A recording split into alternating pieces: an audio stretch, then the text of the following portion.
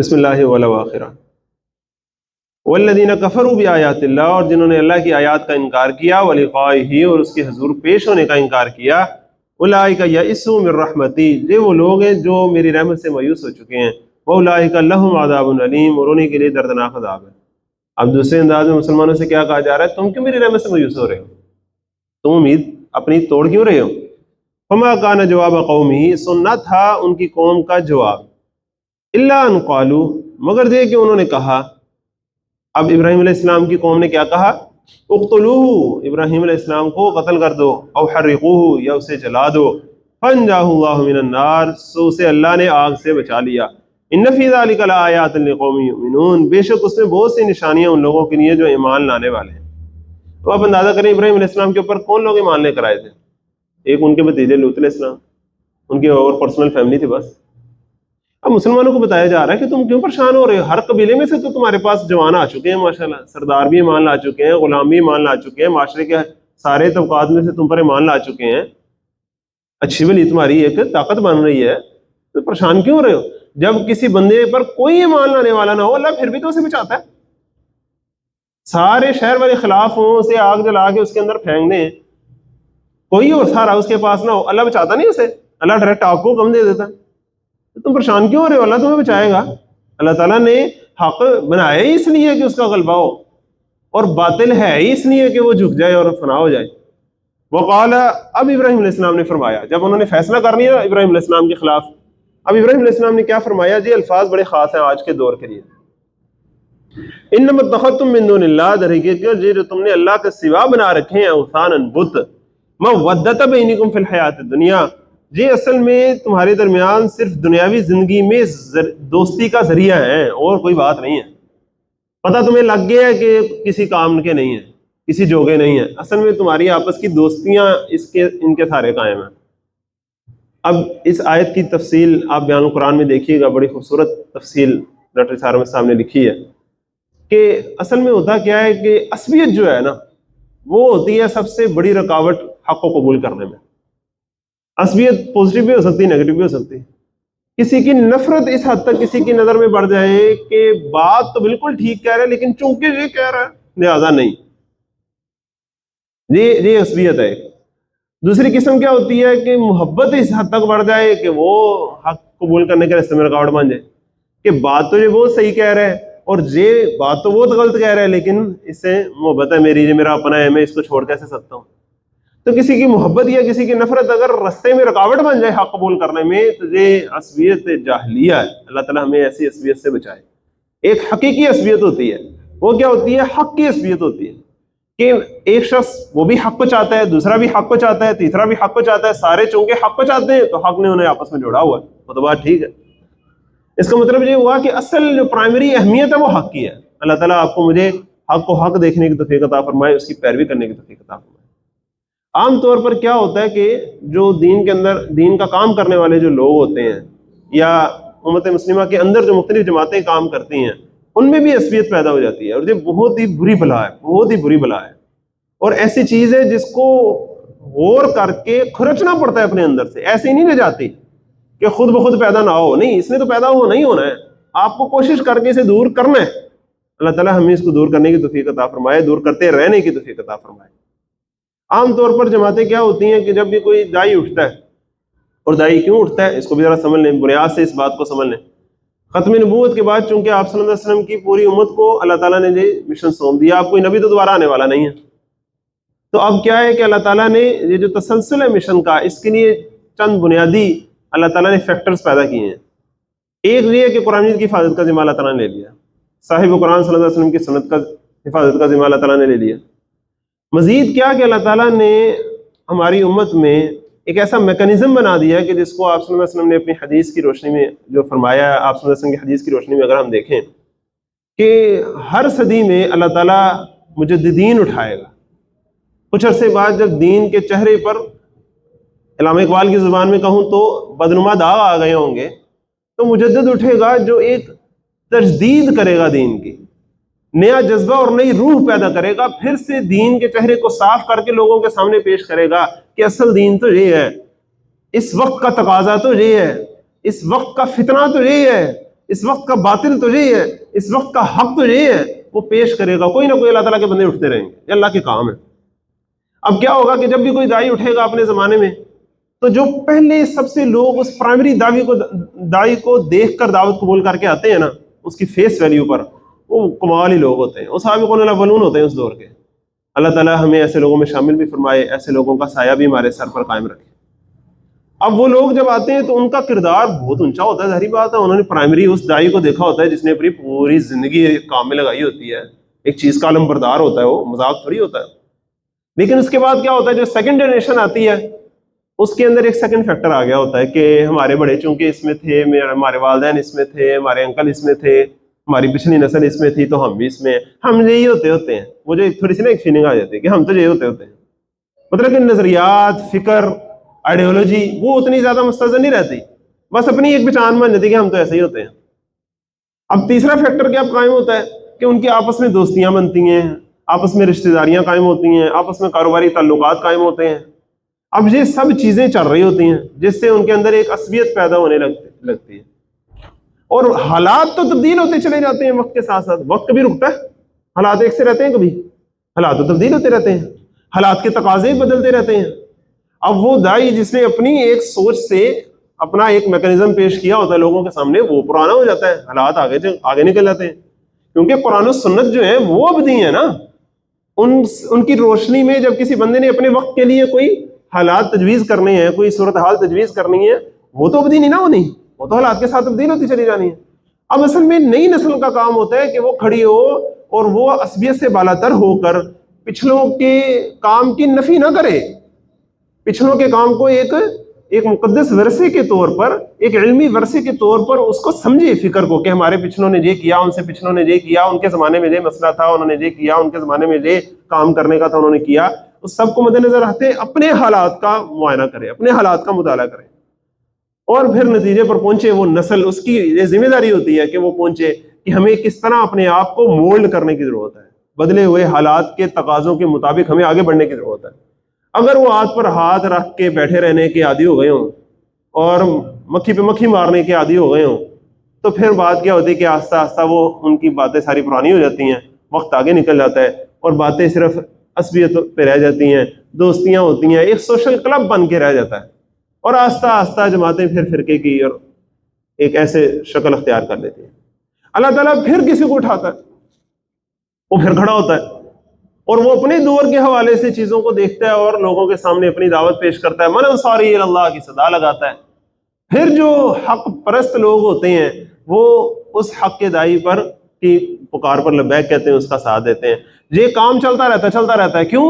ہر زمانے کا فرعون ہے، ہر زمانے کا موسیٰ ہے، ہر زمانے کا نمرود ہے، ہر زمانے کی ابراہیم ہے، یہ دور اپنے براہیم کی تلاش میں ہے، صنم قدا ہے جہاں لا الہ الا اللہ۔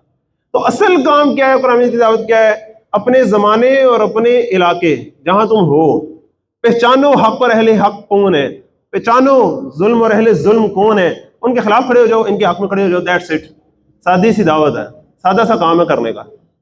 پھر جو مشکلات آئیں گی ان پہ صبر کرنا ہے، ان کے ساتھ مل کر دعوت دینی ہے، اپنی تربیت کرنی ہے، آپس میں منظم ہونا ہے، سارے کام کرنے ہیں پھر۔ لیکن پہلے یہ پہچانو کہ تم نے اپنے مفادات کے تحت کام نہیں کرنا، تم نے حق کی خاطر کھڑے ہونا ہے، چاہے وہ تمہارے اپنے خلاف جاتا ہو، اپنے رشتہ داروں کے خلاف جاتا ہو، اور آج کی زبان میں کہیں چاہے اپنی جماعت کے خلاف جاتا ہو، کچھ بھی ہوتا ہو۔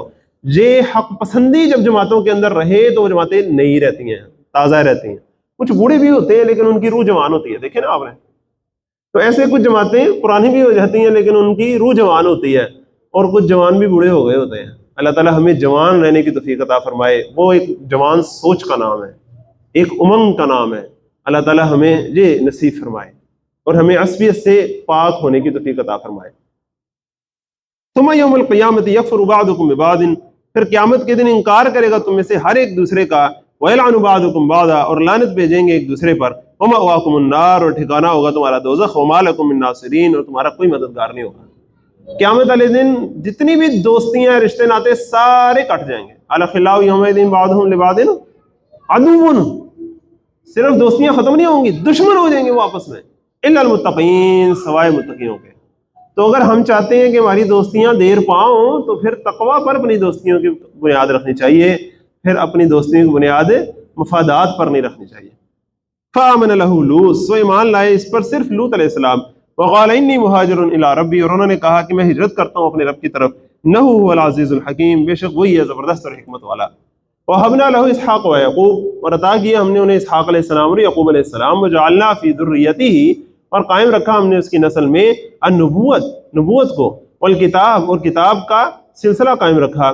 وآتیناہ اجرہ فی الدنیا، اور عطا کیا ہم نے اسے دنیا میں بھی اس کا اجر. وإنہ فی الآخرۃ لمن الصالحین، یقیناً وہ آخرت میں صالحین میں ہوں گے. ولوطا اذ قال لقومہ، اور لوط علیہ السلام تو اس وقت کہا انہوں نے اپنی قوم سے، انکم لتأتون الفاحشہ، بلا شبہ تم ایسے فحش کام کا ارتکاب کرتے ہو، ما سبقکم بہا من احد من العالمین، کہ تم سے پہلے ایسا کام دنیا والوں میں سے کسی نے نہیں کیا. انکم لتأتون الرجال، کیا تم مردوں کے پاس جاتے ہو، وتقطعون السبیل، اور راہزنی کرتے ہو، وتأتون فی نادیکم المنکر، اور ارتکاب کرتے ہو اپنی مجلسوں میں بے حیائی کا. وہ تقطعون السبیل کے دونوں ڈائمنشن ہیں، ایک راہزنی کرتے ہو، ایک جو اللہ تعالیٰ نے ایک سلسلہ نسل چلانے کا رکھا ہوا ہے ایک رستہ، تم اس رستے کو کاٹتے ہو، گویا تم پوری نسل کے ہی دشمن ہو، نسلی دشمن ہو گئے تم. وتأتون فی نادیکم المنکر، اور ارتکاب کرتے ہو اپنی مجلسوں میں بے حیائی کا. اب یہ جو لوط علیہ السلام کی قوم کا جو ایشو تھا کہ وہ ہم جنس پرستی میں ملوث تھے، یہ آج کا بھی ایک بہت ایک ایمرجنگ ایشو ہے، ایک نیا ٹرینڈ ایک آ رہا ہے مختلف ناموں سے. اس کے جب تک آپ پیتھو فزیولوجی کو نہیں سمجھیں گے، ٹریٹمنٹ کو نہیں سمجھ سکتے. آپ پیتھو فزیولوجی کو صحیح طرح سمجھیں. پیتھو فزیولوجی کیا ہوتی ہے؟ بیماری جو پیدا ہے اس کی وجوہات کے کس طرح وجہ سے وہ کیسے کرتے اس سچویشن تک پہنچی ہے. جب اس پورے سیکوینس آف ایونٹ کو نہیں سمجھیں گے تب تک اس کے ٹریٹمنٹ پہ نہیں جا سکتے. اب آپ اندازہ کریں کہ دو طرح کی ایکسٹریمز کریٹ ہوتی ہیں جس کا نتیجہ یہی نکلتا ہے کہ سیکشل پرورژنز آتی ہیں. وہ دونوں ایکسٹریمز کیا ہیں؟ ایک طرف مغربی کلچر ہے جس نے زنا کے محرکات، فحاشی اور ریانی، اس کو پورا کھول دیا. اب اس سے کیا ہوا ہے کہ ایک ہیجانی کیفیت انسان کے اندر پیدا ہو جاتی ہے، اور اس سے جب مواقع بھی زنا کے بہت زیادہ ہوں، کھلے عام ہوں، کوئی پوچھنے والا نہ ہو، برائی کو برائی سمجھنا ہی چھوڑ دیا گیا ہو، معاشرہ بھی اس کو تسلیم کر لے، تو پھر کیا ہوتا ہے کہ جوان ہونے سے پہلے، بالغ ہونے سے پہلے عزتیں گوا دی جاتی ہیں. اور کرتے کرتے کیا ہوتا ہے کہ ایک کام، دو کام، تین کام، چار کام کرتے کرتے دل بھر جاتا ہے، ٹالرنس پیدا ہو جاتی ہے نا. اللہ تعالیٰ نے آخر، آپ دیکھیں نا، اگر میٹھا کھائیں آپ، پھر میٹھا کھائیں، پھر میٹھا کھائیں، آپ کو میٹھا لگنا کام ہو جائے گا. ایسا ہوتا ہے کہ نہیں؟ یہ اللہ تعالیٰ کا ایک میکینزم ہے. جسم کی جتنی بھی احساسات ہیں وہ ایسے ہی چلتی ہیں. اب وہ وٹس مور کرتے کرتے پھر نئی سے نئی چیزیں اور بری سے بری چیزیں، اور پھر ادھر اور پھر ادھر، اور پھر کہاں کہاں انسان گرتا ہے، جانور سے بھی نیچے گر پڑتا ہے انسان. ایسی سیکشل پروویژن پیدا ہوتی ہیں کہ اسے نارمل رستے میں سکون نہیں ملتا. اللہ تعالیٰ ہمیں سمجھنے کی توفیق عطا فرمائے. دوسرا جو ایکسٹریم ایک صورتحال ہو جاتی ہے وہ کیا ہوتی ہے کہ ایسے معاشرے کہ جہاں فحاشی اور ریانی کے محرکات تو موجود ہوں، اور اگر بہت زیادہ موجود نہ بھی ہوں، تو اللہ تعالیٰ نے نفس کے اندر خواہش تو ایک رکھی ہے نا، اس کو ختم نہیں کیا جا سکتا. جب تک انسان ہے، مرد ہے، تو جذبہ تو اس کے اندر ہے، لیکن اس کا جو نارمل وے آؤٹ اللہ تعالیٰ نے دیا ہے، اگر وہ نارمل وے آؤٹ اویلیبل نہیں ہوگا، وہ مشکل کر دیا جائے گا. معاشرے کو حبس پیدا کر دی جائے گی معاشرے میں. ایک بچوں کی شادیاں نہیں ہو رہی، جوانوں کی چیزیں انہیں دیکھنے کو ساری ہیں، لیکن ان کی نہ شادی ہے نہ کچھ. اور پھر اگر شادی ہو گئی ہے تو بیوی اور شوہر ان نیچرلی، غیر فطری طور پر اتنے عرصے جدا ہیں. بندہ کہیں کام پہ گیا 3 سال آ ہی نہیں رہا، بیوی کہیں ہے، بندہ کہیں ہے. اس طرح کے جو ماحول ہے، چاہے وہ کام کے سلسلے میں گیا ہو، کہیں پڑھنے گیا ہو، کہیں پڑھانے گیا ہو، کہیں پڑھانے آیا ہو، یہ سارے مسائل ہیں ہمارے معاشرے کے. عقل آرا کافی اشارہ. حضرت عمر رضی اللہ عنہ اگر یہ پوچھ سکتے ہیں کہ میاں بیوی کا تعلق جو ہے وہ کتنی دیر تک سیپریٹ رہنا فطری طور پر مناسب حد کے اندر رہتا ہے، اور وہ لمٹ لگا دیتے ہیں اپنی فوج میں بھی کہ اس کے بعد جو ہے وہ شفٹنگ چینج ہوگی اور واپس چھٹی پہ گھر آئیں گے. یہ بنیادی تقاضے ہیں انسان کے. تو یہ کیسے ہو سکتا ہے کہ 3 سال 4 سال گئے ہیں پتہ ہی نہیں؟ تو پھر ظاہری بات ہے، پھر نتائج تو برے نکلیں گے. اللہ تعالیٰ ہمیں سمجھنے کی توفیق عطا فرمائے، اور جو نارمل وے آؤٹ اللہ تعالیٰ نے ہمیں دیا ہے اس کا رستہ کھولنے کی توفیق عطا فرمائے. تو دوسرے الفاظ میں اگر میں کہوں کہ محرکات کو کم سے کم رکھا جائے اور جائز ذریعے کو آسان سے آسان کیا جائے. یہ دونوں کام ضروری ہیں. ان دونوں کاموں میں سے کوئی بھی کام آپ خراب کریں گے تو الٹا پاؤں پہ کلاڑی ماریں گے معاشرے کے اپنے. اللہ تعالیٰ ہمیں سمجھنے کی توفیق عطا فرمائے. اور یہی 2 ایکسٹریم سچویشن ہوتی ہیں جہاں ہم جنس پرستی کے کیسز آپ کو زیادہ دیکھنے کو ملتے ہیں. یہ ایک مشرقی بیماری کا ایک ویریئنٹ ہے، اور ایک ویریئنٹ اس کا جو ہے نا وہ مغربی ویریئنٹ ہے. اللہ تعالیٰ ہمیں دونوں ویریئنٹ سے بچائے. اب نتیجہ وہی نکلتا ہے کہ سیکشل پرورژن ہو جاتی ہے جو کہ اس قوم کا نکلا ہوا تھا.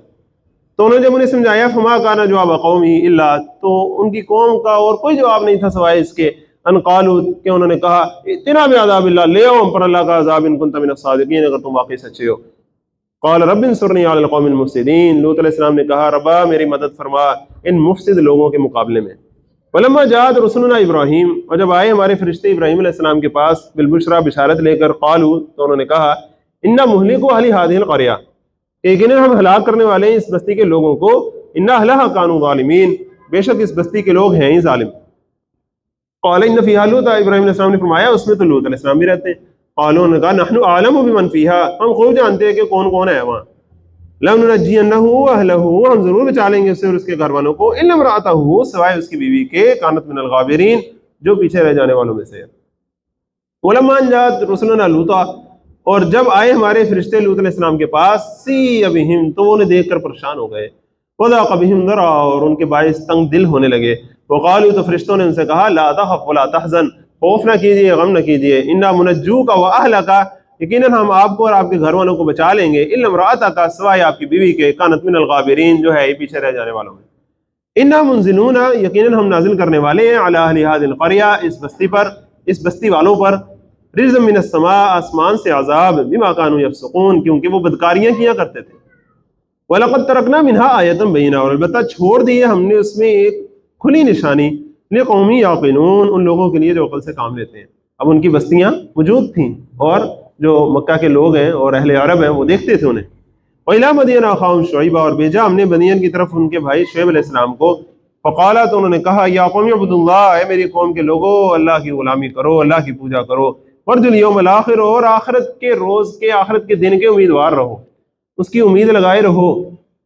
ولا تعثوا فی الارض مفسدین، اور زمین میں فسادی بن کر مت پھرو. فکذبوہ، سو انہوں نے جھٹلا دیا اسے. فاخذتہم، پھر آ پکڑا انہیں الرجفۃ، ایک سخت زلزلے نے. فاصبحوا فی دارہم جاثمین، تو وہ رہ گئے اپنے گھروں میں اندھے منہ پڑے. وعاد و ثمود، اور عاد اور ثمود. وقد تبین لکم من مساکنہم، اور یقیناً آنکھوں کے سامنے ہے تمہارے ان کے مسکن. وزین لهم الشیطان اعمالهم، ڈیکوریٹ کر دیا تھا ان کے لیے شیطان نے ان کے اعمال کو. فصدهم عن السبیل، اور روک دیا تھا انہیں راہ راست سے. وکانوا مستبصرین، حالانکہ وہ چنگے بھلے ہوشیار سن. مستبصرین، بڑے انٹلیکچوئل تھے وہ، سادے لوگ نہیں تھے جن کو پتہ ہی نہیں تھا باتوں کا، بڑے سیانے تھے اپنے زمانے کے وہ. وقارون وفرعون وحامان، اور قارون اور فرعون اور حامان، ان سب کو بھی اللہ تعالیٰ نے ہلاک کیا. وَلَقَدْ جَاءَهُم مُوسَىٰ بِالْبَيِّنَاتِ، تو بلا شبہ لے کر آئے تھے ان کے پاس موسیٰ علیہ السلام کھلی کھلی نشانیاں. ہم نے کل ان کا واقعہ تفصیل سے پڑھے تھے نا. فَاسْتَكْبَرُوا فِي الْأَرْضِ، تو انہوں نے تکبر کیا زمین میں. وَمَا كَانُوا سَابِقِينَ، حالانکہ وہ ہم سے سبقت لے جانے والے نہیں تھے. فَكُلًّا أَخَذْنَا بِذَنبِهِ، اب یہ بڑی سخت آیت ہے. فَكُلًّا أَخَذْنَا بِذَنبِهِ، تو ان سب کو پکڑا ہم نے ان کے گناہوں کی وجہ سے، ایسے نہیں پکڑا ان کو. وَمِنْهُمْ مَنْ أَرْسَلْنَا عَلَيْهِ حَاصِبًا، تو ان میں سے کچھ ایسے ہیں کہ جن پر ہم نے پتھراؤ کرنے والی ہوا بھیجی. وَمِنْهُمْ مَنْ أَخَذَتْهُ الصَّيْحَةُ، اور ان میں سے کچھ ایسے ہیں جنہیں ایک زبردست دھماکے نے آ لیا. وَمِنْهُمْ مَنْ خَسَفْنَا بِهِ الْأَرْضَ، اور ان میں سے کچھ ایسے ہیں کہ ہم نے انہیں زمین میں دھنسا دیا. وَمِنْهُمْ مَنْ أَغْرَقْنَا، اور ان میں سے کچھ ایسے ہیں جنہیں ہم نے ڈبو دیا. وَمَا كَانَ اللَّهُ لِيَظْلِمَهُمْ، اور اللہ ایسا نہیں تھا کہ ان پر ظلم کرتا. وَلَٰكِنْ كَانُوا أَنفُسَهُمْ يَظْلِمُونَ، لیکن وہ خود ہی اپنے اوپر ظلم کر رہے تھے. یہ جو ہوتا ہے نا اپنے اوپر ظلم کرنا، یہ قرآن مجید کی خاص اصطلاح ہے، اپنے اوپر ظلم کرنا ہے. یہ کسی قوم کے بارے میں جب آتا ہے نا کہ وہ قوم خود اپنے اوپر ظلم کرتی تھی، تو وہ میکینزم کیا ہوتا ہے اس کو ذرا سمجھیں. بعض اوقات ہوتا ہے کہ ایک بندہ دوسرے پر ظلم کر رہا ہے تو ایک ظالم ہے دوسرا مظلوم ہے، ایسا ہی ہے نا. لیکن جب قومیں بحیثیت مجموعی بگڑ جائیں، اور قومیں بحیثیت مجموعی ہی بگڑتی ہیں، اس بات کو سمجھیے، تو پھر ظالم ظلم کر رہا ہوتا ہے، مظلوم اپنی جگہ ظلم کر رہا ہوتا ہے کسی اور پہ، وہ جو اس کا ظلم سہ رہا ہوتا ہے وہ کسی اور پہ ظلم کر رہا ہوتا ہے، وہ سہنے والا کسی اور پہ ظلم کر رہا ہوتا ہے، سارے ایک دوسرے پہ ظلم کر رہے ہوتے ہیں. جس کا جدھر دا لگتا ہے وہ لگاتا ہے، جس کا جدھر زور چلتا ہے وہ چلاتا ہے. کوئی نہیں جو کسی کے حقوق کا خیال کرے، اپنے دائرے کے اندر رہنے کی کوشش کرے، کوئی ایسا نہیں ہوتا. ساری قوم اوپر سے نیچے، نیچے سے اوپر، سارے بگڑ جاتے ہیں. جب ایسے ہو جائے تو ظالم مظلوم کی تقسیم ہی ختم ہو جاتی ہے. وہ تو گویا ایسے ہوتا ہے کہ خود اپنے اوپر ہی ظلم کر رہے ہیں، خود اپنے پاؤں پہ کلاڑی مار رہی ہوتی ہے وہ قوم. اللہ تعالیٰ ہمیں بچائے. یہ ہے جو قوم معاشرہ آرگینک ہول کی طرح ہوتا ہے، ایک جسم کی مانند ہوتا ہے. حدیث کی روشنی میں، ایک جسم کی مانند ہوتا ہے۔ تو جس میں پورا جسم ایک آرگینک ہول ہے، اس طرح ایک آرگینک ہول کی طرح معاشرہ بحیثیت مجموعی گرتا ہے اور بحیثیت مجموعی اٹھتا ہے۔ اس کے کسی ایک طبقے کے سرے ساری برائی کا ذمہ ڈال دینا، یہ بے بصیرتی کی بات ہوتی ہے، یہ کم علمی کی بات ہوتی ہے۔ اور اس کے صحیح ہونے کا ذمہ دار بھی صرف ایک ہی طبقے کو قرار دے دینا کہ صرف یہ صحیح ہو جائے تو سارا کو صحیح ہو جائے گا، نہیں، یہ بھی بے بصیرتی کی بات ہوتی ہے۔ سب کو مل جل کر صحیح ہونا پڑتا ہے۔ اللہ تعالیٰ ہمیں اس کی توفیق عطا فرمائے۔ مثل الذین اتخذوا من دون اللہ، ان لوگوں کی مثال جنہوں نے اللہ کے علاوہ بنا رکھا ہے اولیاء، دوسروں کو اپنا سرپرست، کمثل العنکبوت، مکڑی کی سی ہے، اتخذت بیتا، گھر تو وہ بھی بناتی ہے، وَإِنَّ أَوْهَنَ الْبُيُوتِ لَبَيْتُ الْعَنكَبُوتِ، اور بلا شبہ سب سے کمزور گھر تو مکڑی کا گھر ہوتا ہے۔ لَوْ كَانُوا يَعْلَمُونَ، کاش یہ لوگ جانتے ہوتے ہیں۔ اللہ کے علاوہ جب کسی کو اپنا سرپرست بنا کے سمجھا جائے کہ یہ میرا بھلا کر دے گا، یہ مجھے نقصان سے بچا لے گا، میں اس کے سہارے قائم رہ لوں گا، وہ ایسے ہی ہے جس طرح کوئی مکڑی کے جالے کے اوپر بھروسہ کرے۔ ان اللہ یعلم ما یدعون من دونہ، بے شک اللہ جانتا ہے اسے جسے یہ پکارتے ہیں اللہ کے علاوہ، من شیء، کسی بھی چیز کو، وہو العزیز الحکیم، اور وہی زبردست اور حکمت والا ہے۔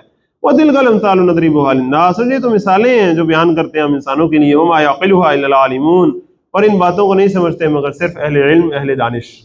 خلق السماوات والارض بالحق، پیدا کیا اللہ نے آسمانوں اور زمین کو برحق، ایک مقصد کے ساتھ۔ ان فی ذلک لآیۃ للمؤمنین، در حقیقت اس میں ایک نشانی ہے اہل ایمان کے لیے۔ اب جو آیات آ رہی ہیں وہ ہے کہ اس طرح کے صبر آزما ماحول میں کرنا کیا چاہیے تمہیں۔ پہلے اللہ تعالیٰ نے بتایا کہ صبر کرو، ڈیسپریٹ نہ ہو، حوصلہ کرو، جو تمہیں اس طریقے سے بلیک میل کر رہے ہیں صبر کرو۔ انہوں نے بھی تو صبر کیا، نوح علیہ السلام نے، ابراہیم علیہ السلام نے، لوط علیہ السلام نے، اور حضرت شعیب علیہ السلام نے، سب نے صبر کیا۔ اب کہا جا رہا ہے کہ صبر کے دوران تم نے کرنا کیا ہے، کس کے سہارے تمہارا صبر قائم رہے گا۔ تو اس میں پہلی بات جو آ رہی ہے وہ ذرا دھیان سے دیکھیے، اتل ما اوحی الیک من الکتاب، تلاوت کیجیے نبی صلی اللہ علیہ وسلم اس کی جو وحی کیا گیا آپ کی طرف بطور کتاب۔ یہ قرآن مجید کے سہارے آپ کا صبر قائم رہنا ہے، اور یہی وہ چیز تھی جو قرآن مجید تھا جس نے صحابہ کو قائم رکھا ہے اتنے صبر آزما حالات میں۔ رحیق المختوم سیرت کی بڑی خوبصورت بک ہے، اس میں مکی دور جب پورا ہونے کو آتا ہے تو ایک وہ چیپٹر مانتے ہیں کہ مسلمانوں کا جو صبر و مصابرت تھی اس کے کیا فیکٹرز تھے، عوامل کیا تھے، وہ آخر کیوں صبر کر پائے، اتنا جو بڑا صبر کر گئے، وہ عوامل دیکھنے کے لائق ہے۔ پہلا یہ کہ خود اللہ پر ایمان ہی انسان کو بہت بڑا امن و سکون اور اطمینان نصیب کر دیتا کہ میرا رب ہے، دیکھ رہا ہے، وہ کوئی مسئلہ نہیں، وہ ڈٹ کے رہتا بندہ۔ پھر آخرت پر ایمان کہ بندے کو پتا ہوگی دنیا عارضی دنیا ہے، اصل تو آخرت کی زندگی ہے۔ پھر آپ صلی اللہ علیہ وسلم پر ایمان، جب آپ صلی اللہ علیہ وسلم جیسا کردار موجود ہو اور وہ تسلی دینے کے لیے سامنے ہو، ایسا حسین اخلاق کا مجموعہ، تو انسان جڑ کے رہتا ہے ایسے اخلاق والے بندے سے۔ تیسری بات جو کہتے ہیں قرآن مجید، چوتھی بات کہ قرآن مجید یہ بڑی خاص چیز تھی۔ قرآن مجید تھا جو انہیں عجیب ہی دنیا کی سیر کراتا تھا۔ وہ صبح لوگوں سے باتیں سنتے تھے، مارے کھاتے تھے، سب کچھ، لیکن شام کو جب قرآن مجید کی تلاوت کرتے تھے وہ انہیں جنت کی سیر کراتا تھا۔ وہ جہنم کی بھی منظر کشی ان کے سامنے کرتا تھا کہ جو تمہارے سامنے جو بدماش اور ظالم کھڑے ہیں ان کے ساتھ ایسے ہونا ہے، اور تمہیں اللہ تعالیٰ نے ایسے نوازنا ہے۔ پچھلی قوموں کے واقعات سناتا تھا، ان کو کہاں لے جاتا تھا، انہیں ایک الگ ہی دنیا میں لے جاتا تھا۔ اللہ تعالیٰ آپ کو بھی مجھے بھی قرآن مجید کے ساتھ یوں جڑنے کی توفیق عطا فرمائے کہ ہمارے دکھوں کا سہارا ہو، کہ ہمارے دل کا جب ڈپریشن ہو، انگزائٹی ہو، تو وہ اس سے دور ہو، یہ ہمارے لیے اینٹی ڈپریشن کا کام کرے، اینٹی انگزائٹی کا کام کرے، اور یہ واقعی کرتا ہے۔ کبھی اللہ تعالیٰ ہمیں حق کے راستے میں قبول کرے نا، اور پھر ہمیں جب کوئی مشکلات پیش آئیں یا کوئی باتیں سننی پڑیں، اللہ تعالیٰ سے آزمائش مانگنی نہیں چاہیے، لیکن اللہ تعالیٰ نے کہا ہے کہ ہم تو آزما کے چھوڑتے ہیں۔ تو جب کبھی آزمائش کا موقع آئے، پھر جب انسان قرآن مجید پڑھتا نا، پھر اسے سمجھ لگتی ہے، 14 طبق روشن ہو جاتے ہیں اسے پھر پتہ چلتا ہے کہ اچھا قرآن مجید تو یہ کہہ رہا تھا، مجھے تو اب پتہ چلا۔ اسے وہ باتیں نصیب ہوتی ہیں جو کسی تفسیر میں دیکھنے سے نہیں ملتی اسے۔ جب تک تیرے ضمیر پر نہ ہو نزول کتاب، جب تک یہ کیفیت نہ ہو، بات نہیں بنتی۔ اتل ما اوحی الیک من الکتاب، تلاوت کیجیے اس کی جو وحی کیا گیا آپ کی طرف بطور کتاب، واقم الصلاۃ، اور نماز کو قائم کیجیے، اللہ تعالیٰ کے ساتھ رابطہ قائم کیجیے۔ جہاں جہاں صبر کی بات آئے گی نماز کی بات آئے گی، واستعینوا بالصبر والصلاۃ، نماز ہے جو صبر سکھاتی ہے۔ صبر کیا ہے؟ مختلف طرح کا ماحول آپ کے گرد ہے، اس سے آزاد ہو کر اپنی چیز پر قائم رہنا۔ تو نماز کیا کرتی ہے؟ آپ نماز پڑھ رہے ہو کہ بندہ ساتھ کھڑا ہو کے آپ کو برا بھلا کہنا شروع کر دے، آپ جواب دیتے ہیں، چپ کر کے برداشت کرتے ہیں۔ تو وہ سکھاتی ہے آپ کو برداشت کیسے کرنا ہے، اپنے ارد گرد کے ماحول سے آزاد ہو کے اللہ تعالیٰ کے ساتھ کنیکشن میں کیسے آ جانا ہے، چارجنگ پہ کیسے لگ جانا اللہ تعالیٰ کے ساتھ۔ تو اللہ تعالیٰ ہمیں اپنے ساتھ کنیکشن نصیب فرمائے، اور نماز جو ہے اس کا بہترین ذریعہ ہے۔ اور اقیم الصلاۃ، نماز کو قائم رکھو، مطلب کبھی بھی کبھی پڑھ لینا نہیں، ایک مستقل کیلنڈر، ایک مستقل جو مسجد کا کیلنڈر ہے نا، مسجد کا ٹائم ٹیبل ہے، اس کے ساتھ اپنے آپ کو باندھنا، مسجد کے ٹائم ٹیبل کے ساتھ اپنے آپ کو باندھنا۔ یہ نہیں کہ فارغ ہو کے پھر نماز پڑھ لی، ایسے نہیں، جیسے ہی اذان ہوئی اپنی مصروفیت ساری چھوڑ کے پہنچے تو پھر نماز جو ہے وہ اور ہی شان کی ہو جاتی ہے۔ ان الصلاۃ تنہی عن الفحشاء والمنکر، یقیناً نماز روکتی ہے بے حیائی اور برے کاموں سے۔ اب صبر دو طرح کا ہے، ایک باہر کا صبر ہے، ایک اندر کا صبر ہے۔ اب وہ صحابہ جو ابھی اسلام قبول انہوں نے کیا نیا نیا، تو اب انہیں اپنی بھی تو عادات کا تزکیہ کرنا ہے، اپنے اندر اندرونی جذبات کا بھی تو تزکیہ کرنا ہے۔ ایک ہی دن میں ایسا تو نہیں کہ رات کو سوئیں گے صبح اٹھیں گے تو برے خیالات بھی آنا ختم ہو جائیں گے، سب کچھ ختم ہو جائے گا، ایسا تو نہیں ہوتا، وقت لگتا ہے، محنت کرنی پڑتی ہے، اپنے نفس کے ساتھ جہاد کرنا پڑتا ہے مستقل۔ اس جہاد میں بھی نماز کام آتی ہے۔ نماز ہے جو تمہیں یہ اندرونی جو کشمکش چلتی ہے نا، برائی کی طرف آمادگی نفس جو کر رہا ہوتا ہے، اس کو کچلنے کے لیے بھی نماز ہی تو ہوتی ہے، اور اس میں بھی نماز کو قائم کرنا بڑا ضروری ہے کہ جب نماز آپ کی جنرل روٹین کو توڑتی ہے نا، تو پھر آپ کو پتہ چلتا ہے جب آپ روٹین توڑ کے جاتے ہیں تو پورا ایک میچ بھی نہیں دیکھ سکتے، پوری فلم بھی نہیں دیکھ سکتے، ڈرامے کا سین بہت اوپر جا رہا ہو جس کو جو آپ کو بڑا پسند ہے، نہیں اللہ اکبر اللہ اکبر ہو، میں پہلے نماز پڑھ کے آؤں گا۔ تو بڑی آپ فلم دیکھ رہے ہیں اپنی، نماز پڑھ کے آئیں گے تو پتہ چل جائے گا نہیں یار گانے تو نہیں دیکھنے چاہیے، اس طرح کے سین تو نہیں دیکھنے چاہیے۔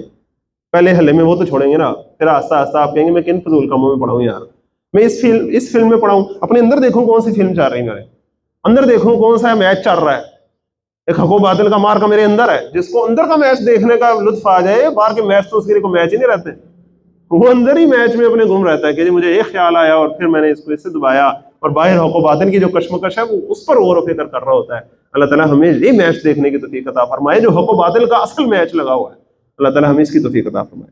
وَلَذِكْرُ اللَّهِ اکبر، اور اللہ کا ذکر ہی سب سے بڑا ہے۔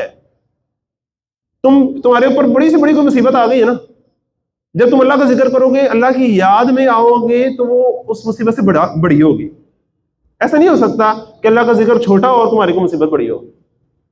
اللہ کی یاد، اللہ کا ذکر بڑا ہے، اور اللہ کا ذکر بھی دو طرح کا، ایک ہے صرف دل کا، لیکن بعض اوقات زبان سے اللہ تعالیٰ کا ذکر کرنا، اس کی بھی بڑی اپنی ایک شان ہوتی ہے، بڑی اپنی ایک شان ہوتی ہے۔ وَذَكَرَ اسْمَ رَبِّهِ، اپنے رب کے نام کا ذکر کرو۔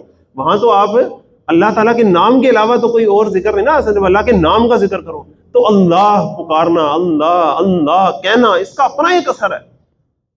اگر فحاشی اور ریانی کا ماحول ارد گرد ہے، اندر سے برائی کا جذبہ انسان کو آمادہ کر رہا ہے برائی پر، اور حق کی خاطر اگر وہ ڈٹ رہا ہے اور اس کو مصیبتیں آ رہی ہیں، ظلم و تشدد ہو رہا ہے، سب کچھ ہو رہا ہے، ایسے کسی بھی موقع پر جب کسی بھی وہ فتنے اور آزمائش سے گزر رہا ہے، اگر وہ اللہ کا نام پکارنا شروع کرے نا، تو پھر اسے پتا چلے گا حضرت بلال کو درد کیوں نہیں تھی ہوتی جب وہ احد احد کہتے تھے، مسئلہ کیا ہوتا تھا، ان کی ساری درد ختم کیوں ہو جاتی تھی جب وہ احد احد کہہ دیتے تھے، تو کیونکہ وَلَذِكْرُ اللَّهِ اکبر، اللہ کا ذکر بڑا ہے تمہاری ساری آزمائشوں اور مصیبتوں سے۔ وَاللَّهُ يَعْلَمُ مَا تَصْنَعُونَ، اور اللہ جانتا ہے اسے جو تم کر رہے ہو، اللہ جانتا ہے، بڑی خاص بات ہے۔ بعض اوقات انسان جس طرح کے ماحول سے گزر رہا ہوتا ہے نا، انسان سوچتا ہے کہ اپنے دوست سے، اپنے کسی ہمدرد سے وہ بات کرتے ہوئے کہتا ہے یار تمہیں پتہ نہیں مجھے کیا فیل ہو رہا ہے، یو کین ناٹ امیجن میں کس درد اور کرب سے گزر رہا ہوں۔ جب اسے یہ محسوس ہو نا کہ نہیں کوئی جانتا ہے، تو بات ہی اور ہو جاتی ہے۔ اللہ جانتا ہے تمہارے درد اور کرب کو، ٹینشن نہ لو۔ وَلَا تُجَادِلُوا أَهْلَ الْكِتَابِ، اور نہ بحث کرو اہل کتاب سے، إِلَّا بِالَّتِي هِيَ أَحْسَنُ، مگر ایسے طریقے سے جو سب سے اچھا ہو۔ اب مکے میں موجود ہیں اہل کتاب، وہ ہیں جن کے پاس پہلے حق کے کوئی نہ کوئی نشانی اور روشنی موجود ہے، اب ان کو پہلے سب سے اسلام قبول کرنا چاہیے، آنا چاہیے، لیکن اگر وہ نہیں بھی آ رہے تو ان سے تم نے ڈیبیٹ کرنی ہے، تو ان سے اچھے طریقے سے ڈیبیٹ کرنی ہے تم نے۔ إِلَّا الَّذِينَ ظَلَمُوا مِنْهُمْ، سوائے ان لوگوں کے جو ان میں سے ظالم ہیں۔ وَقُولُوا آمَنَّا بِالَّذِي، اور ڈیبیٹ ان سے کیسے کرو؟ آمَنَّا بِالَّذِي أُنزِلَ إِلَيْنَا وَأُنزِلَ إِلَيْكُمْ، کہو ہم ایمان لائے اس پر جو نازل کیا ہے ہماری طرف اور جو نازل کیا ہے تمہاری طرف، وَإِلَٰهُنَا وَإِلَٰهُكُمْ وَاحِدٌ، اور ہمارا الہ تمہارا الہ ایک ہی ہے، وَنَحْنُ لَهُ مُسْلِمُونَ، اور ہم تو اسی کے مطیع فرمان ہیں۔ یعنی کہ جب آپ حق کی دعوت پر ایک ہیں، اور آپ سے پہلے بھی اگر کوئی حق کی بچی کچی کوئی دعوت کسی کے پاس موجود ہے، باطل پرست لوگ نہیں ہیں لیکن حق کی کچھ نہ کچھ دعوت ہے، اس وقت حق کا کیا تقاضا ہے جی ان کے سامنے اگر نہیں ہے، تو اگر تم ان کے ساتھ بات کر رہے ہو تو ان کو بالکل اسی ترازو میں نہ تول دو کہ جو تم باطل پرستوں کو تولتے ہو. نہیں، ایسے نہ کرو. ساروں کو ایک ہی لاٹھی سے نہ آنکنا شروع کر دو کہ وہ بھی باطل پرست، یہ بھی باطل پرست، سارے ہی باطل پرست ہے، صرف ہم ہی رہ گئے. نہیں، ایسے نہیں. اللہ تعالیٰ ہمیں اعتدال نصیب فرمائے. وَكَذَلِكَ أَنزَلْنَا إِلَيْكَ الْكِتَابَ، اور اے نبی صلی اللہ علیہ وسلم اسی طرح نازل کی ہم نے تمہاری طرف یہ کتاب. فَالَّذِينَ آتَيْنَاهُمُ الْكِتَابَ، سو وہ لوگ جنہیں ہم نے کتاب دی، یؤمنون بِہ، وہ تو اس پر ایمان لاتے ہیں. وَمِنْ هَؤُلَاءِ مَن يُؤْمِنُ بِہ، اور ان اہل مکہ میں سے بھی کچھ ایسے ہیں جو ایمان اس پر لا رہے ہیں. وَمَا يَجْحَدُ بِآيَاتِنَا إِلَّا الْكَافِرُونَ، اور ہماری آیات کا انکار تو صرف کافر کرتے ہیں. وَمَا كُنْتَ تَتْلُو مِن قَبْلِهِ مِن کتاب، اور آپ اس سے پہلے کوئی کتاب نہیں پڑھتے تھے. وَلَا تَخُطُّوا بِيَمِينِكَ، اور نہ اپنے ہاتھ سے اسے لکھتے تھے، آپ کو تو لکھنا بھی نہیں آتا تھا. اِذًا لَارْتَابَ الْمُبْطِلُونَ، اگر ایسا ہوتا تو باطل پرست لوگ ضرور شک میں پڑ سکتے تھے. بل هو آیات بینات، دراصل جو قرآن تو آیات بینات ہیں. فی صدور الذین اوتوا العلم، ان لوگوں کے سینوں میں ہیں جنہیں اللہ تعالیٰ نے دیا گیا ہے علم. وما یجحد بآیاتنا الا الظالمون، اور نہیں انکار کرتے ہماری آیات کا مگر ظالم. وقالوا، اور یہ لوگ کہتے ہیں لولا انزل علی آیات من ربی، کیوں نہیں نازل کی گئی ان پر ان کے رب کی طرف سے کوئی نشانیاں. قل، ان سے کہیے انما الآیات عند اللہ، کہ بے شک ساری نشانیاں تو اللہ کی طرف سے ہیں. وانما انا نذیر مبین، اور میں تو بس خبردار کرنے والا ہوں واضح طور پر. اولم یکفیہم، اور کیا یہ نشانی ان کے لیے کافی نہیں ہے؟ انا انزلنا علیک الکتاب، کہ ہم نے آپ پر کتاب نازل کی ہے. یہ تھوڑی نشانی ہے. یتلا علیہم، جو انہیں پڑھ کر سنائی جاتی ہے. ان فی ذلک لرحمہ، بے شک اس میں بڑی رحمت ہے. وذکریٰ لقوم یؤمنون، اور نصیحت ہے ان لوگوں کے لیے جو ایمان لاتے ہیں. قل، ان سے کہیے کفیٰ باللہ بینی و بینکم شہیدا، کافی اللہ میرے اور تمہارے درمیان گواہی کے طور پر، گواہی کے لیے. یعلم ما فی السماوات والارض، وہ جانتا ہے اسے بھی جو آسمانوں میں اور زمین میں ہے. والذین آمنوا بالباطل، اور وہ لوگ جو باطل پر ایمان رکھتے ہیں. وکفروا باللہ، اور اللہ کا انکار کرتے ہیں. اولئک هم الخاسرون، ایسے ہی لوگ خسارہ پانے والے ہیں. ویستعجلونک بالعذاب، اور وہ آپ سے جلدی عذاب لانے کا مطالبہ کر رہے ہیں. ولولا اجل مسمى، اور اگر ایک وقت مقرر نہ ہوتا، لجاءهم العذاب، عذاب ان پر ضرور آ جاتا. ولا یأتینہم بغتۃ، اور یہ آ کر رہے گا ان پر اچانک سے. وہم لا یشعرون، اس طرح کہ انہیں پتہ بھی نہیں چلے گا. وہ سوچ رہے ہوں گے اب تو ہو ہی سکتا ہے، ہو جائے گا. 1000 جا رہے ہوں گے، سوچے گا آگے سے تو 313 ہے، ہم تو ایسے خوشیاں منائیں گے، ادھر جا کے جشن منائیں گے. لیکن انہیں پتہ چلے گا کہ آج تو ڈھیر ہونے جا رہے ہیں. یستعجلونک بالعذاب، یہ لوگ عذاب کے لیے آپ سے جلدی میں چاہ رہے ہیں. وان جہنم لمحیطۃ بالکافرین، حالانکہ جہنم تو کافروں کو پوری طرح گھیرے ہوئے. یوم یغشاہم العذاب، جس دن انہیں عذاب گھیر لے گا. من فوقہم، ان کے اوپر سے بھی. ومن تحت ارجلہم، اور ان کے پاؤں کے نیچے سے بھی. ویقول، اور فرمائے گا وہ، ذوقوا ما کنتم تعملون، چکھو مزہ ان کرتوتوں کا جو تم کرتے رہے ہو. یا عبادی الذین آمنوا، اے میرے وہ بندو جو ایمان لائے. اب یوں محسوس ہوتا ہے اس صورت میں کہ شروع سے اللہ تعالیٰ نے اہل ایمان کو اس طریقے سے مخاطب نہیں کیا، بلکہ شروع میں بھی ایمان والوں کی بجائے لفظ یوز کیا لوگ. حسب الناس، کیا لوگوں نے یہ سمجھا ہوا ہے؟ یہ نہیں کہا کہ کیا ایمان والوں نے یہ سمجھا ہوا ہے. غور کریں الفاظ پر. لوگوں نے یہ سمجھا ہوا ہے کہ انہیں بس ایسے ہی چھوڑ دیا جائے گا کہ انہوں نے کہا ہم ایمان لے ہیں، انہیں آزمایا نہیں جائے گا. آگے جا کے پھر کہا. اور لوگوں میں سے کچھ ایسے ہیں جو کہتے ہیں ہم اللہ پر ایمان لائے، پھر جب انہیں کوئی آزمایا جاتا ہے، کوئی فتنہ آتا ہے لوگوں کی طرف سے، ستائے جاتے ہیں، تو ایسے ڈرتے ہیں جیسے اللہ کے عذاب سے ڈرنا چاہیے. انہیں تو اللہ کے عذاب سے ڈرنا چاہیے اور کسی چیز سے ڈرنا نہیں چاہیے. کیا مطلب؟ حضرت بلال اتنوں سے دوسرے الفاظ میں کہا جا رہا ہے امیہ سے نہیں ڈرنا، صرف اللہ سے ڈرنا ہے. حضرت خباب سے کہا جا رہا ہے جو ام انمار جو تمہاری مالکہ خاتون ہے، مالکن، اس سے نہیں ڈرنا. اور اپنے قبیلے کے ان سرداروں سے نہیں ڈرنا، اللہ سے ڈرنا ہے صرف. لیکن اب ان پر پیار والے انداز سے فرمایا جا رہا ہے، اے میرے وہ بندو جو ایمان لائے ہو، ان ارضی واسعہ، بے شک میری زمین بہت وسیع ہے، تم میرے بندے ہو، میں تمہارا رب ہوں، وہ تم رب کے بندے ہو. اب دیکھیں ادھر میاں صاحب کی فیکٹری میں میاں صاحب کا بندہ پھر رہا ہو تو کیسے چوڑا ہو کے پھرتا، میں میاں صاحب کا بندہ. چودھری صاحب کا خاص بندہ ہو تو میں چودھری صاحب کا بندہ ہوں. وہ تم اللہ کے بندے ہو. ان ارضی واسعہ، یہ میری زمین ہے اور بڑی وسیع ہے، تم ڈرتے کیوں، پریشان کیوں ہوتے؟ تم اس زمین کے رب کے بندے ہو. تم یا عبادی الذین آمنوا ان ارضی واسعہ فایای فاعبدونی، لہٰذا غلامی اور بندگی اور پوجا تم نے صرف میری کرنی ہے اور کسی کے نہیں کرنی. اس پہ تم نے قائم رہنا ہے. ادھر نہیں تو ادھر صحیح، ادھر نہیں تو ادھر صحیح، ادھر نہیں تو ادھر صحیح، کہیں نہ کہیں تم آگے نکلتے چلے جاؤ گے. بندگی تم نے میری کرنی. کل نفس ذائقۃ الموت، ہر جاندار کو موت کا مزہ چکھنا ہے. موت تو آنی ہے، موت سے نہیں ڈرنا. اب دیکھیں یہاں سے آگے اللہ تعالیٰ ڈائریکٹ، آپ تھوڑی دیر کے لیے امیجن کریں وہ صحابہ جو پتھر کے نیچے ہیں، جو کوئلوں کے اوپر ہیں، جو باتیں سن رہے ہیں، ایموشنل بلیک میلنگ ان کے سامنے ہے، لالچ ان کے سامنے ہے، خوف ان کے سامنے ہے، اور اللہ تعالیٰ اب انہیں یہ کہہ رہے ہیں کہ پریشان نہیں ہونا، تم میرے بندے ہو، زمین وسیع ہے، بندے تم نے میرے رہنا ہے. موت تو آنی جانی ہے. کل نفس ذائقۃ الموت، تم نہیں مر دینا ہے. جی امیہ ابو جہل نے بھی مرنا ہے. کل نفس ذائقۃ الموت ثم الینا ترجعون، پھر ہماری طرف تم سب نے واپس آنا لوٹ کے.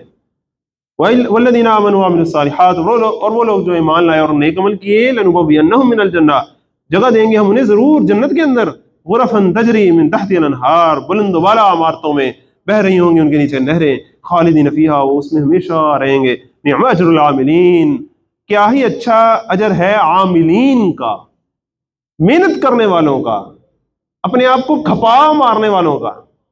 یہ عاملین یاد ہے مزدور کے لیے لفظ آیا تھا سورۃ کہف میں، جو خون پسینہ ایک کرتا ہے، ان کا اجر اللہ تعالیٰ کے ہاں تو بڑا اچھا ہے۔ الذین صبروا، یہ وہ لوگ ہیں جو صبر کرتے ہیں، ڈٹتے ہیں، وعلی ربہم یتوکلون، اور اپنے رب پر ہی بھروسہ کرتے ہیں صرف۔ وکأین من دابۃ، اب اگلی بات کیا ہے؟ انسان کو کس کس چیز کا خوف ہوتا ہے؟ ذرا غور کریں۔ عزت بستی کا خوف ہوتا ہے، موت کا خوف ہوتا ہے، اور کوئی عذاب آ جائے گا، جو ہو جائے گا، اذیت مل جائے گی، اور رزق کا خوف ہوتا ہے۔ اب رزق کی بات آ گئی۔ وَكَأَيٍّ مِّن دَابَّةٍ، کتنے ہی جاندار ایسے ہیں، لا تحمل رزقها، جو اپنا رزق اٹھائے نہیں پھرتے، اللہ یرزقها وإياکم، اللہ ہی انہیں بھی رزق دیتا ہے، تمہیں بھی دیتا ہے، وَهُوَ السَّمِيعُ الْعَلِيمُ، اور وہ ہر بات کا سننے والا، سب کچھ جاننے والا ہے۔ اب ایک بندے کی مکے میں دکان ہے، کاروبار چل رہا ہے، وہ سوچ رہا ہے سب اچھا جا رہا ہے، پتہ لگ گیا بات حق تو ان کی ہے، لیکن اگر میں نے تسلیم کر لی تو یہ ساری میری کام خراب ہو جائے گا، سارا ہستا بستا میرا گلستان اجڑ جائے گا۔ اور اگر فرض کریں میں ان کے ساتھ ہجرت کر گیا ابشا، تو ادھر دیار غیر مجھے کون پوچھے گا؟ اور جب تک بندہ اپنا کام نہیں کر رہا ہوتا نا، تب تک اسے اس بات کا پتہ نہیں چلتا۔ اپنا کام چھوڑ کے کہیں چلے جانا مذاق کی بات نہیں ہے، جہاں آپ کا کام بزنس جہاں آپ کا اسٹیبلش ہوا ہو۔ اور پھر جب بندہ ایک جگہ فرض کرے نوکری کر رہا ہے، اچھی نوکری ہے، کولیگز اچھے ہیں، اچھی پے مل رہی ہے، سب کام بھی بڑا تھوڑا سا کرنا پڑتا ہے، وہ جگہ چھوڑ کے چلے جانا، صرف اللہ کی خاطر قربانی کر دینا، یہ کوئی مذاق بات نہیں ہوتی، بہت بہت تقاضے ساتھ ہوتے ہیں فیملی کے بھی۔ تو اللہ تعالیٰ کیا کہہ رہے ہیں کہ اللہ تعالیٰ ان ساروں کو بھی تو رزق دیتا ہے نا، تمہیں بھی رزق دے گا۔ وَلَئِن سَأَلْتَهُمْ، اور اگر تم پوچھو ان سے، من خلق السماوات والارض، کہ کس نے پیدا کیا ہے آسمانوں کو، زمین کو، وسخر الشمس والقمر، اور کام میں لگا رکھا ہے سورج کو اور چاند کو، لا یقولون اللہ، تو وہ ضرور کہیں گے کہ اللہ نے، فَأَنَّىٰ يُؤْفَكُونَ، پھر یہ کدھر سے دھوکہ کھا رہے ہیں۔ اللہ یبسط الرزق لمن یشاء من عبادہ، اللہ ہی کشادہ کرتا ہے جس کے لیے چاہے اپنے بندوں میں سے رزق، وَيَقْدِرُ لَهُ، اور جس کے لیے چاہتا ہے نپاتلا کر دیتا ہے۔ ان اللہ بكل شيء علیم، بے شک اللہ ہر بات سے پوری طرح باخبر ہے۔ وَلَئِن سَأَلْتَهُم مَّن نَّزَّلَ مِنَ السَّمَاءِ مَاءً، اور اگر پوچھو تم ان سے کہ آسمان سے پانی کون برساتا ہے، فَأَحْيَا بِالْأَرْضَ مِن بَعْدِ مَوْتِهَا، پھر زندہ کرتا ہے اس کے ذریعے زمین کو اس کے مردہ ہو جانے کے بعد، لا يقولون اللہ، تو وہ ضرور کہیں گے کہ اللہ۔ تو اللہ تعالیٰ آسمان سے پانی برسا کے مردہ زمین کو زندہ کرتا نا، اللہ تعالیٰ اسی طرح آسمان سے قرآن مجید نازل کر رہا ہے، اور تمہارے مردہ دلوں کو بھی زندہ کرے گا، مردہ معاشروں کو بھی زندہ کرے گا، محنت کرو تم۔ قل الحمدللہ، کہہ دیجئے الحمدللہ، بل اکثرهم لا یعقلون، مگر اکثر ان میں سے سمجھتے ہی نہیں بات۔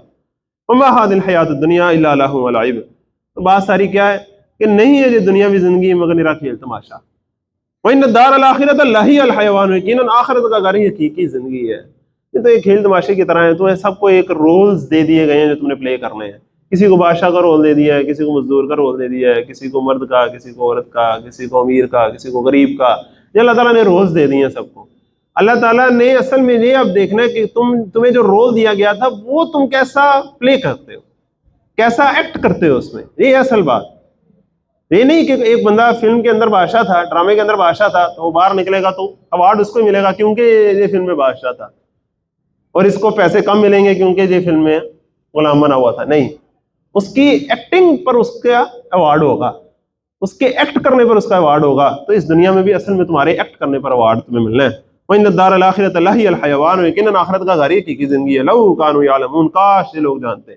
فَإِذَا رَكِبُوا فِي الْفُلْكِ، پھر جب وہ یہ کشتی میں سوار ہوتے ہیں، دعوا اللہ مخلصین لہ الدین، تو پکارتے ہیں اللہ کو خالص کر کے اسی کے لیے اپنے دین کو۔ فَلَمَّا نَجَّاهُمْ إِلَى الْبَرِّ، پھر جب بچا کر لے آتا ہے وہ انہیں خشکی پر، اذا هم مشركون، تو یکا یک شرک کرنے لگتے ہیں۔ لیکفروا بما آتیناہم، تاکہ اس نجات کی ناشکری کریں جو ہم نے انہیں دی تھی، ولیتمتعوا، اور تاکہ مزے لوٹیں دنیاوی زندگی کے، فسوف یعلمون، تو ان قریب لاگ انہیں پتہ جائے گا۔ اولم یروا، کیا یہ دیکھتے نہیں، انا جعلنا حرما آمنا، کہ ہم نے ہی حرم کو امن کا گہوارہ بنایا۔ یہ دوسری دفعہ یہاں آ رہا ہے نا ذکر، سورہ نمل اور عنکبوت میں سے بھی کسی جگہ یہ آیا تھا۔ وَإِذْ تَخَطَّفُ النَّاسُ مِنْ حَوْلِهِمْ، جبکہ اچک لیے جاتے ہیں انسان اس کے گرد و پیش سے۔ حرم کے ارد گرد بڑی قتل و غارت گری ہے، انارکی کا ماحول ہے، اللہ تعالیٰ نے تمہیں امن و سکون دیا ہوا ہے۔ افبالباطل یؤمنون وبنعمت اللہ یکفرون، تو کیا اس کے باوجود یہ باطل پر تو ایمان لاتے ہیں اور اللہ کی نعمتوں کا انکار کرتے ہیں۔ ومن اظلم ممن افترى علی اللہ کذبا، اور کون بڑا ظالم ہے اس سے جو اللہ پر جھوٹ کا بہتان باندھے، او کذب بالحق لما جاء، یا جھٹلائے حق کو جب بھی وہ اس کے پاس آ جائے، الیس فی جہنم مثوی للکافرین، کیا ایسے جھٹلانے والوں کا ٹھکانہ جہنم نہیں ہے؟ والذین جاہدوا فینا، اب آخری آیت جو ہے وہ last but not the least، کمال یہ آیت آپ سب کو زبانی بھی یاد ہوگی لیکن اللہ تعالیٰ اسے ہمارے دلوں میں اتار دے۔ والذین جاہدوا فینا، اور وہ لوگ جو جد و جہد کرتے ہیں ہماری خاطر، فی سبیلنا بھی نہیں آیا، آپ اندازہ کریں عام طور پر کیا ہوتا ہے جہاد فی سبیل اللہ ہوتا ہے نا، سبیلنا بھی نہیں آیا، سبیل ان کے پاس ابھی ہے نہیں کوئی، انہیں کو رستہ نظر نہیں آ رہا، ان کے سامنے رستہ کوئی نہیں ہے، لیکن اللہ کی خاطر وہ جہاد کرنا جانتے ہیں، بس رستہ اللہ تعالیٰ پھر نکالے گا۔ آگے دیکھیں وَإِن لَنَهْدِيَنَّهُمْ سُبُلَنَا، تو ہم ضرور دکھائیں گے انہیں اپنے راستے۔ تو جہاد فی سبیل اللہ سے پہلے مرحلہ کیا ہے؟ جہاد فی اللہ، وجاہدوا فی اللہ حق جہادی۔ تو اگر ہمیں رستہ کوئی نہ بھی نظر آ رہا ہو، اللہ کو پکارے، اللہ کو تو پتہ ہے نا رستہ کا، اللہ تعالیٰ کے پاس تو تھوڑ نہیں ہے، تو اللہ کو پکارے، یا اللہ میں تیری خاطر جینا مرنا چاہتا ہوں، تو مجھے بتا کیا کرنا ہے۔ اس دور میں اصل تقاضا حق کا کیا ہے، میرے سامنے واضح کر، اللہم ارنا الحق حقا وارزقنا اتباعہ۔ پھر دیکھیں اللہ تعالیٰ واضح کرتا ہے کہ نہیں کرتا۔ اللہ تعالیٰ آپ کے میرے سامنے حق واضح بھی فرمائے اور پھر اس کی اتباع کرنے کی توفیق بھی عطا فرمائے، بڑی مشکل ہوتی ہے۔ وَإِنَّ اللَّهَ لَمَعَ الْمُحْسِنِينَ، یقیناً اللہ ساتھ ہے اعلیٰ اور معیاری کارکردگی دکھانے والوں کے لیے، اللہ تعالیٰ ہمیں ان میں شامل فرمائے۔ صدق اللہ العظیم۔